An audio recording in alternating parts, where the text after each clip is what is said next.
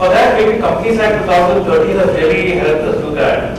Because all of a sudden they have making all the directors of all companies, both private and public, make a positive assertion that they have complied with all applicable laws in the country.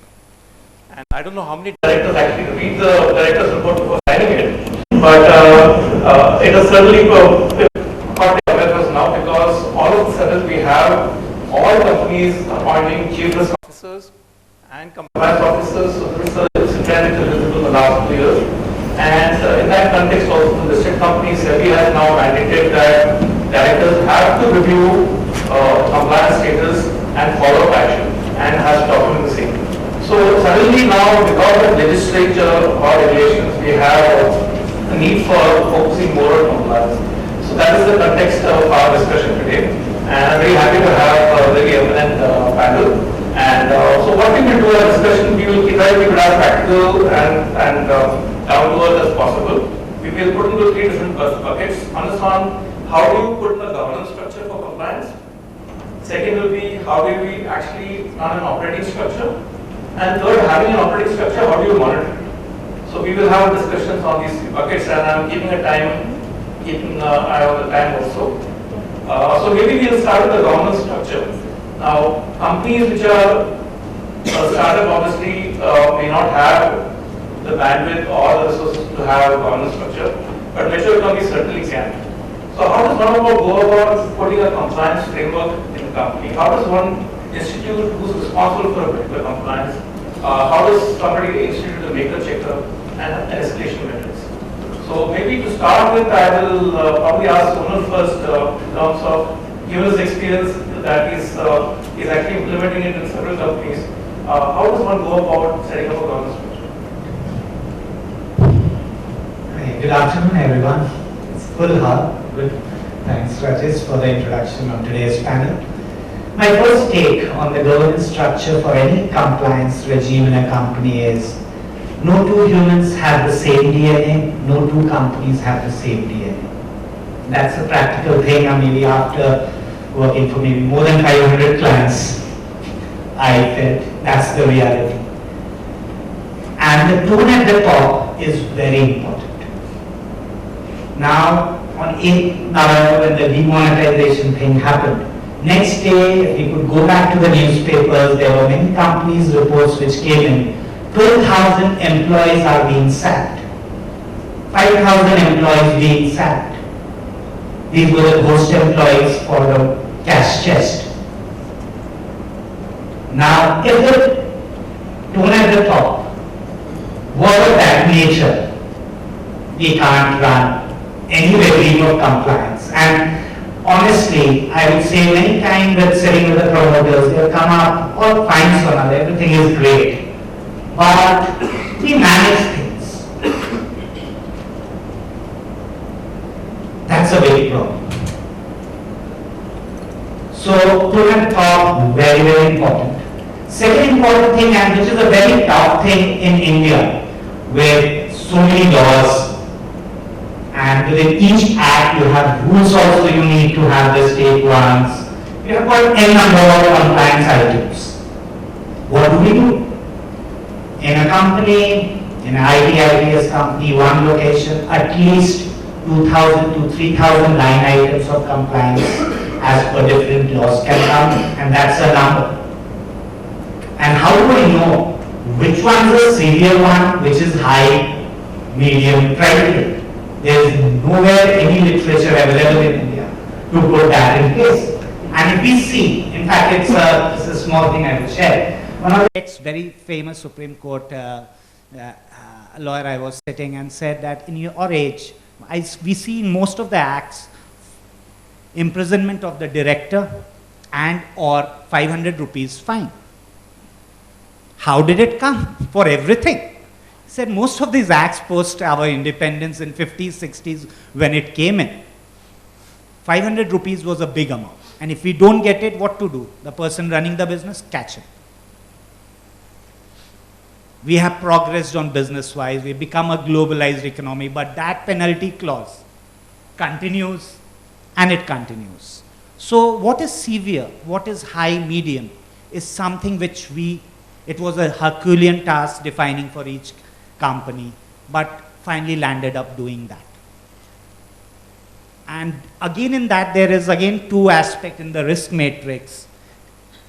Now, I am having one center in Bangalore, but my head office is Hyderabad. What is critical in Bangalore might not be critical for the corporate office. So I would need to keep my risk indexation as per that location and what perception of risk is at the corporate office. So risk matrix becomes very important. And a very important point, we run all a fantastic program, but it never comes in the board agenda. What do we do then? So if we are talking about a proper governance structure, compliance on the board agenda by default, but I think that has improved post 2013. And with company secretaries becoming the KMPs also, that has improved. CFO, they have become the KMPs, so it has improved, at least it's coming to the board agenda. And very importantly, all is fine. This compliance whole metamorphosis, the way we had an Indian thought process to manage everything, a culture change process. Some companies take 6 months, some take a year, some take 2 years, and some places it fails. So the aspect here would be very important, which I see have changed and made wonderful compliance governance in a company. Two aspects. Am I rewarding the doer of that compliance activity? That person in the HR department filing forms, have I appreciated him? We generally wouldn't. It's his job. And second very important thing comes is rewarding is important, and then putting somewhere, whoever is involved in the statutory compliance work in any department would need to be recognized somewhere in their APAs or KRIs. If particular percentage is there, it becomes more important to run the show. So that's Sure. my take on things. Sure, thanks, Sonal. Now, Ashish and Avik, both of you all are playing a compliance role in your respective organizations. In your case, Avinash, you have already IRDA, which is a regulatory body which is sitting there, which means that you have a focus for compliance and regulation. In your case, Avik, it's more of to do with human resources, and maybe that culture aspect we talked about would have taken some time to evolve. Maybe can you all share your experiences on how the governance structure finally evolved in each of your companies? So I'll go first. I think three aspects which Rajesh that I could think about this is one, to start with, it's been spoken in multiple speakers, the tone at the top.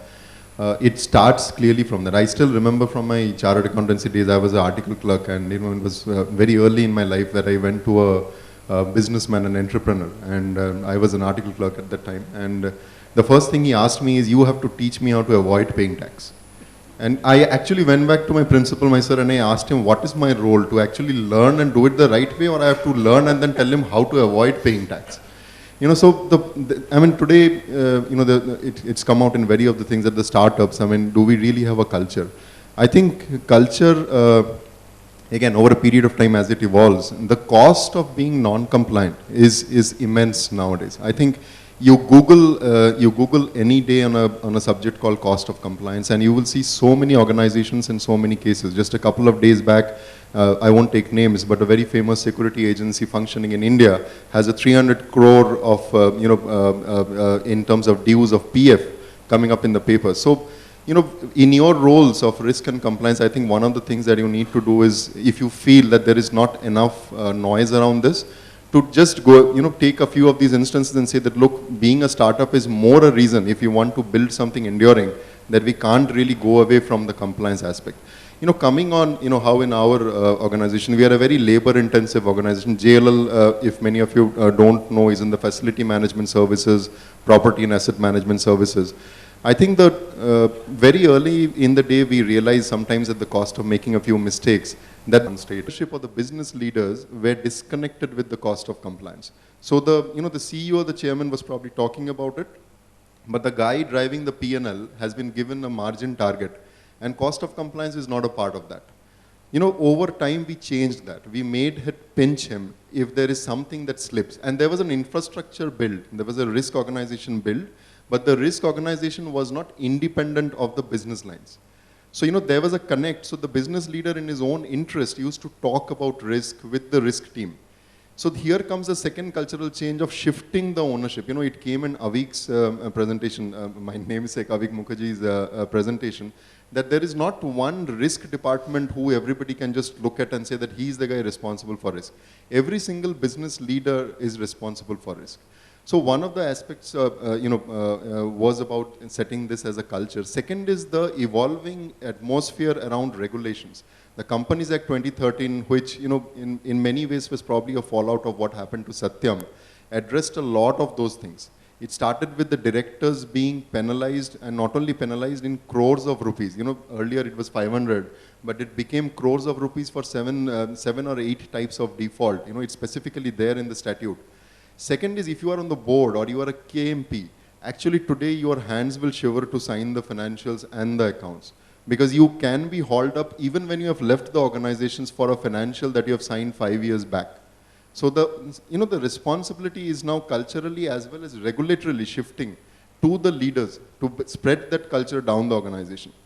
And the third, to just quickly conclude, how the culture evolved in my organization, in my experience in JLL, was learning from mistakes. And that's the most painful way, and you really don't want to learn it that way. But it's happened in the form of, inspectors walking in. We have had tax as well as PFESA inspectors walking in, finding us in fault in many ways. And nowadays, inspectors are very, very smart about the way you go about it. I have a particular case where this guy goes with a mobile phone with a camera to a security guard, and he actually asked him, "Are you working overtime?" And the guy said yes. So he recorded that. Then he came back to our wages register, and we were paying him at the normal rate. And then we said that, look, it was a normal service. And he shows us actually that video clip with that guy actually telling him that I was doing overtime at that time. And as per the rules of the state, he should have been paid at 300% of the normal wages. So, you learn from mistakes, but that's a very, very, costly way. And you don't want to be the messenger to go back and tell the management that, look, we have $1 million of fine because we didn't.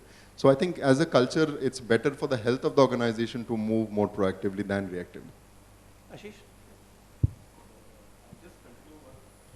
Yes. So.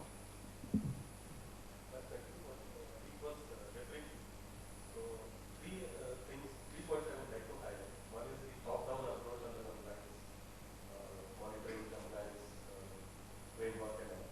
And after the implementation of Companies Act 2013, the directors have also become knowledgeable. The directors have also become very cautious about compliance monitoring framework and compliance requirements. So, as a compliance professional and coming from the industry wherein compliance has a topmost priority, like banking and financial services. As far as my industry is concerned, I am coming from the insurance industry. So, in addition to the other compliances, you have regulator IIDA, which is more you can say, very active in coming out with rules, regulation. Every now and then they are coming out with the regulations. So top-down approach is very, very important in terms of setting up a culture of a compliance.